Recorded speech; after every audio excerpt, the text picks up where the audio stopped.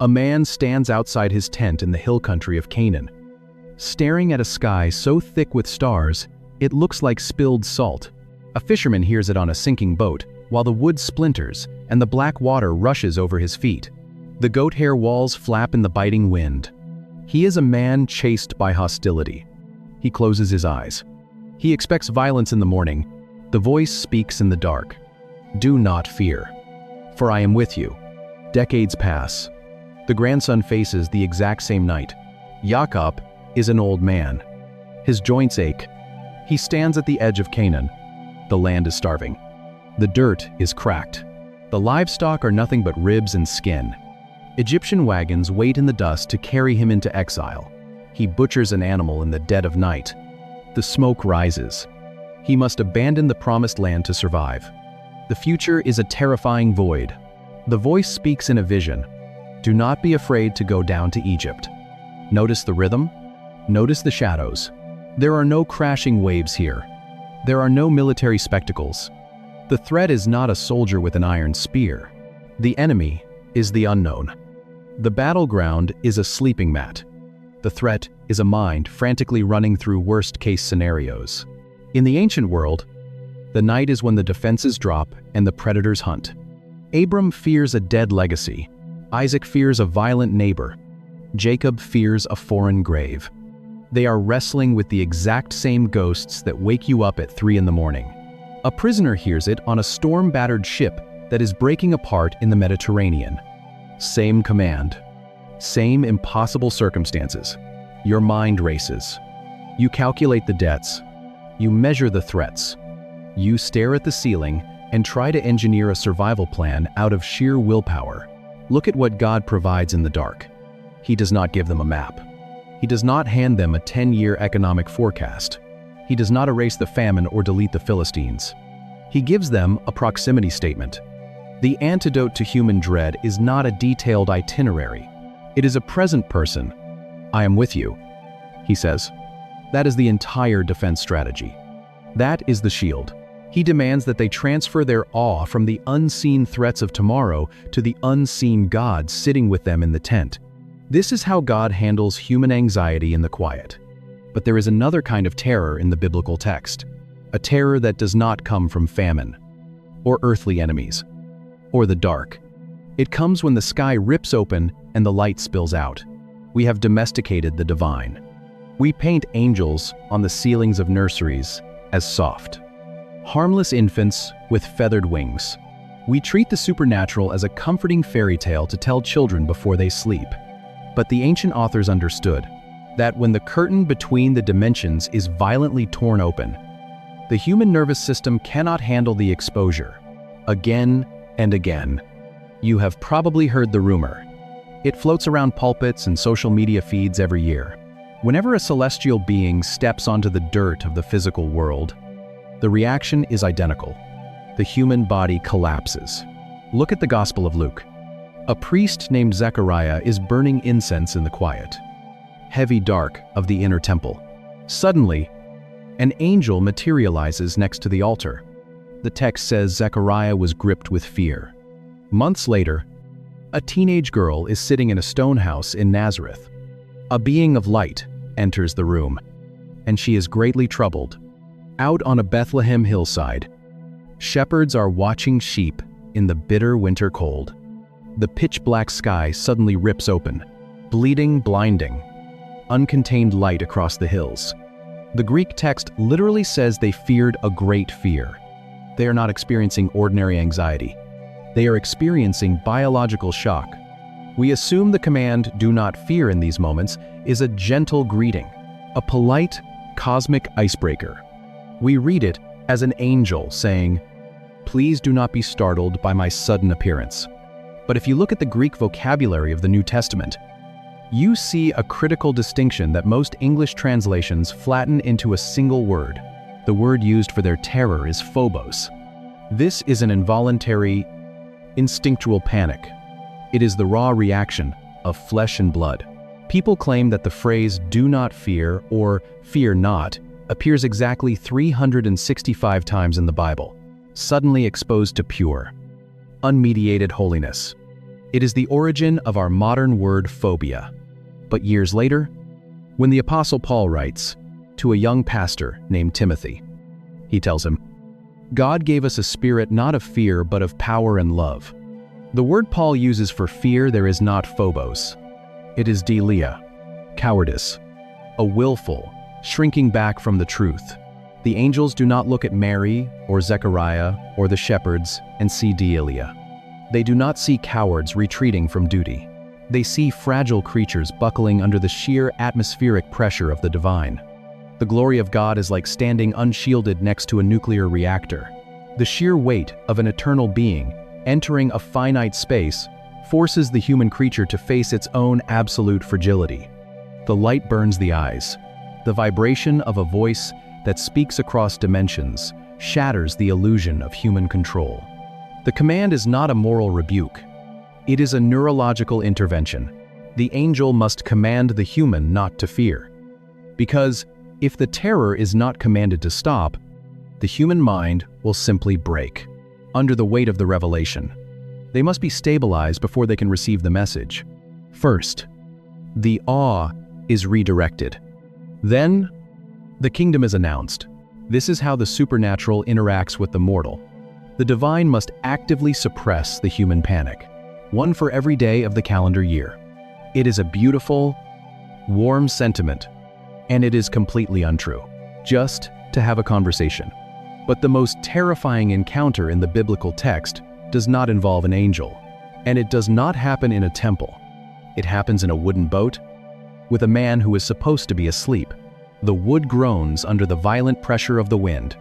The Sea of Galilee is a black, churning cauldron.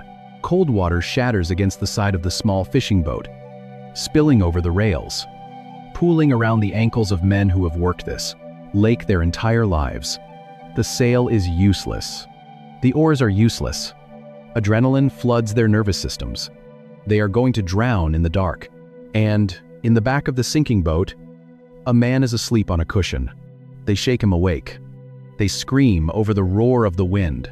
"Teacher, do you not care that we are perishing?" Notice what happens next. He does not grab a bucket. He does not help them secure the rigging.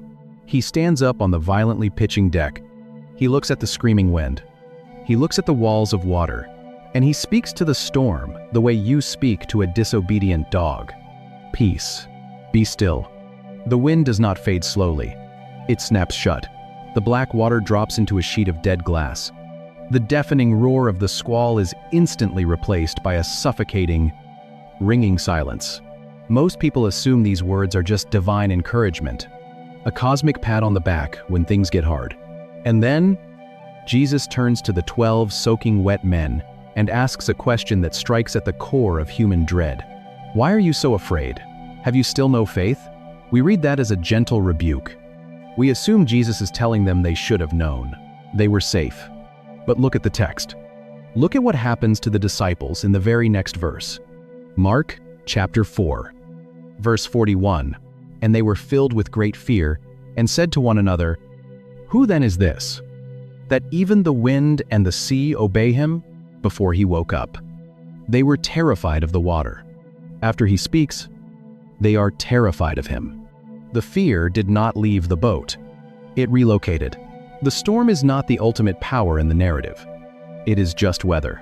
The true, overwhelming authority is the carpenter standing in the stern, possessing a localized, unmediated command over the molecules of the earth.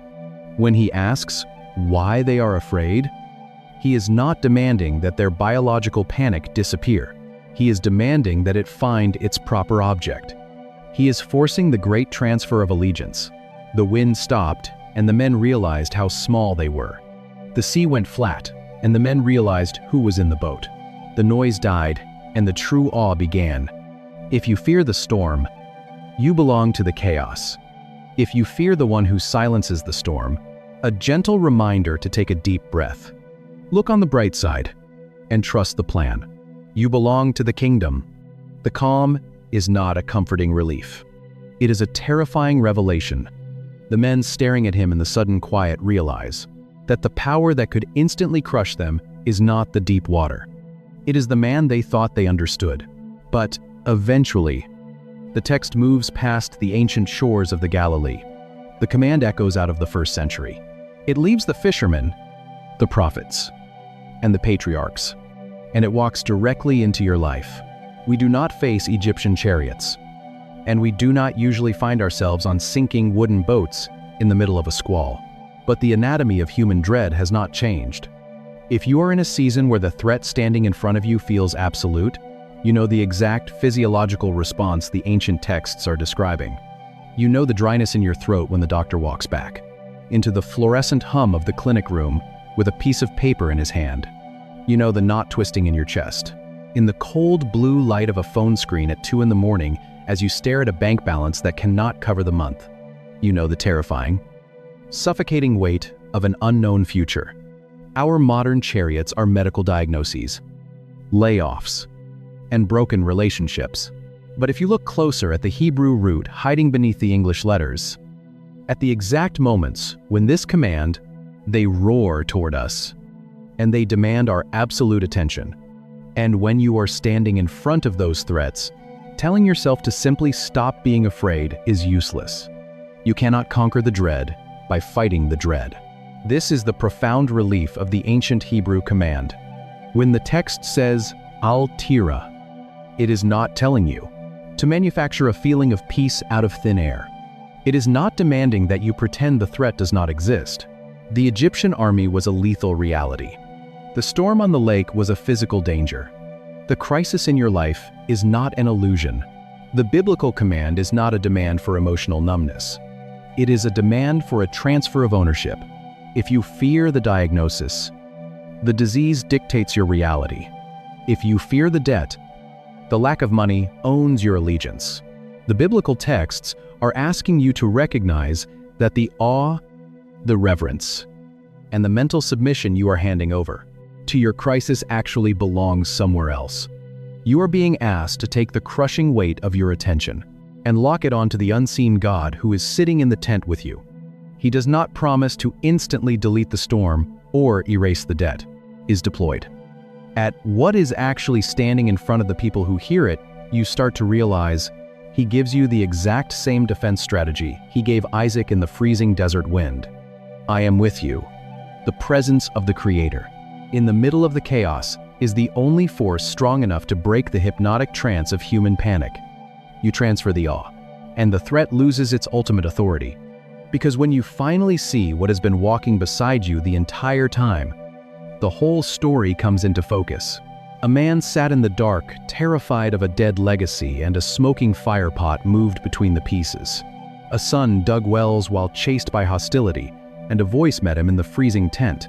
1,000,000 slaves stood trapped between the water and the chariots, and the sea tore open to give them a path. A priest froze in the temple as the dimensions ripped open, and an angel stabilized his breaking mind. A hillside of shepherds collapsed under the weight of celestial light, and the night sky announced a king. 12 fishermen screamed in a sinking wooden boat, and the storm snapped shut at a carpenter's voice.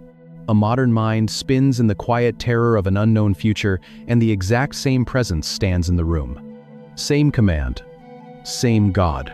The calendar math completely misses the point. The command is not a comforting suggestion. It is a spatial relocation. But maybe the part that stays with me most is the water. The slaves did not cross the Red Sea on a quiet, sunny afternoon. The text says the water stood as a wall on their right and on their left. They had to walk through the belly of the sea with the dark, crushing weight of the ocean hovering right above their heads. The threat was not removed. It was just held back. They had to walk through that canyon of water, carrying their trembling with them, focusing their absolute allegiance only on the pillar of fire leading the way. If you are in a season where the chariots are loud and the water is deep, do not waste your energy trying to manufacture a feeling of calm. Stop fighting your own cortisol. Stop trying to conquer the dread by sheer willpower. The command is not about your pulse. It is about your eyes. It is a spatial relocation, and may the God who has never once abandoned his people in the dark walk with you through your storm and shift your gaze, from the crashing waves to the one who commands the wind. If this shifted something in you, subscribe. Leave a comment. Even one word helps. Share this with someone who is staring down their own impossible sea right now. Pray for us as we keep digging into these texts. The desert air bites at his skin. He is wealthy. He has herds of livestock that stretch across the horizon. We are a species haunted by tomorrow. You can feel it in the way we grip the steering wheel, in the way we check our bank accounts in the middle of the night. We build entire industries around minimizing risk, predicting the market, and securing the borders of our own fragile lives. We are exhausted by our own vigilance. When the creators of the biblical text wrote down these encounters, they were not offering a bumper sticker. They were diagnosing something. They were naming a disease that most people do not even realize. They have the illusion that our anxiety is what keeps us safe. To find out what this command actually demands of you, you cannot start with the heartwarming quotes. You have to step into the ancient linguistic world. You have to look at the anatomy of dread. The scribes who copied these ancient scrolls worked in the dust and heat of the ancient Levant. Their fingers stained with black iron gall ink. They dragged their reeds across rough animal skins, recording the history of a people who were constantly outgunned, outmanned, and displaced. They did not count the phrases to ensure they hit a perfect quota. They recorded these encounters because they were recording survival. But the chill in his chest has nothing to do with the wind. His name is Abram, and his legacy is a dead end. The modern church loves a clean statistic. The idea that do not fear appears exactly 365 times is a brilliant piece of modern marketing. You can buy it printed on coffee mugs and stitched onto throw pillows. But if you actually run the numbers, counting every Hebrew and Greek variation of the command across standard English translations, you do not find 365. You find somewhere between 100 and 140. Depending on the manuscript tradition and how you parse the verbs, it is not a daily vitamin. And honestly, discovering that the math falls short is a profound relief. The Bible is not a daily calendar of self-help affirmations. It is a raw, unvarnished collision of divine reality with human panic. To understand why this command is deployed, you have to understand how the ancient world viewed dread. In the modern, English-speaking world, we treat fear as a feeling. We define it by the cold sweat on the back of the neck, the shallow breathing, the sudden knot twisting in the gut. We treat it as an internal emotional failing. We think of it as a psychological glitch we need to overcome with deep breathing or sheer willpower. When we read "do not fear" in the text, we project that modern framework onto it. We hear God saying, "Stop feeling afraid." Nuer, no land of his own. Just an ancient promise that seems to be decaying into a cruel joke. We assume he is commanding our adrenal glands to stand down and our heart rate to slow. But that is a physiological impossibility. You cannot simply command a chemical reaction to cease existing. God is not demanding stoicism. He is demanding a shift in vision. In the ancient Near Eastern mind, to fear something was to assign it ultimate authority over your existence. If you feared the famine dictated your movements. If you feared the Assyrian army, the empire owned your allegiance and your future. Fear was not merely a biological response to a threat. It was an orientation of the entire life. It was a form of worship. When the biblical text commands a human being not to fear, it is addressing allegiance, not adrenaline.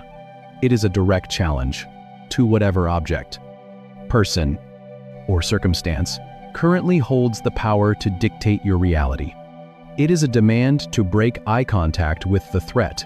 To see how this actually plays out in the dirt and the blood of human history, you cannot just look at the linguistics. You have to watch what happens when 1 million runaway slaves hit an impossible geographic dead end. The dust of the Egyptian chariots is rising in the west. The sound of horse hooves is thundering against the ground. Deep, impassable water is blocking the east. Every passing month is a quiet devastation. Then, the silence of the ancient Near East shatters, and the command that drops into that exact moment of panic defies every survival instinct they possess. 1 million runaway slaves hit the shoreline. The Red Sea churns in front of them. The water is deep, black, and completely impassable. The salt stings their eyes. The wind howls off the coast. Then, the ground begins to vibrate. A low, rhythmic rumble echoes from the west. The dust rises thick and red against the desert horizon. 600 iron-fitted chariots, the absolute peak of Egyptian military technology, barreling down on a crowd of unarmed brickmakers, bakers, and shepherds. There is no high ground. There is no flank. There is no retreat. Women scream. Men grab useless stones. Children bury their faces in the mud. The fear is not just rational. It is the only biologically sane response. 400 years of trauma, of whips on backs and chains on wrists, is fully activated in their nervous systems. They look at the churning water. They look at the rising dust. They calculate their odds. The math equals a massacre. Moses turns to face the panic. He does not hand out weapons. He does not order them to build a barricade. He raises his voice over the crashing waves and shouts a command that makes absolutely no tactical sense. A voice cuts through the dark. It delivers a command that will echo across mountains, echo through Roman prison cells. Fear not. Stand firm and see the salvation of the Lord. In a quiet Sunday school classroom, it sounds poetic. In the face of incoming spears, it sounds insane. Tell a mother holding a newborn not to fear the chariots. Tell a father calculating the speed of the horses not to panic. Adrenaline is flooding their veins. Their bodies are preparing for death. The command is not a request for psychological calm. It is a demand for absolute allegiance. If they fear Pharaoh, they belong to Pharaoh. If they fear the water, they belong to the grave. Moses is forcing a devastating choice. He is demanding they rip their eyes away from the military machine and lock them onto the unseen God. Who holds the ultimate authority in this exact second? The chariots roar closer. The horses scream. God does not delete the Egyptian army. He does not make the sea disappear. Instead, a pillar of fire and cloud drops violently between the slaves and the soldiers. The threat remains visible. The threat remains lethal, but the threat is suddenly blocked. This is the pattern of the biblical command. God rarely removes the chariots before he speaks the words. The command always comes while the spears are still pointed at your chest. He demands your attention while the storm is still raging, echo over raging seas, and travel down through millennia. 2 words in English: do not fear. The sea splits. The ground dries. A wall of water stands on the right. A wall of water stands on the left. The wind whips through the impossible canyon. They must walk through the belly of the sea. To understand how a terrified slave actually takes that first step onto the dry seabed, you have to listen to the exact sound of Moses' voice. You have to look at the ancient letters he shouted into the wind.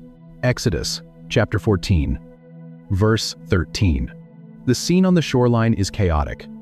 The air is thick with salt spray, and the roar of the displaced ocean is deafening. Our English Bibles compress the ancient instruction into a simple 3-word phrase: do not fear.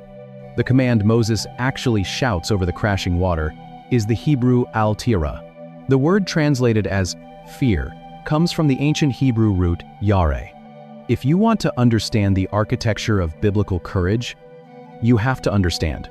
You have to understand the depth of this specific word. In the modern psychological framework, we treat fear as a biological reflex, a sudden spike of cortisol, a dry throat, a trembling in the hands. We view it as an internal glitch.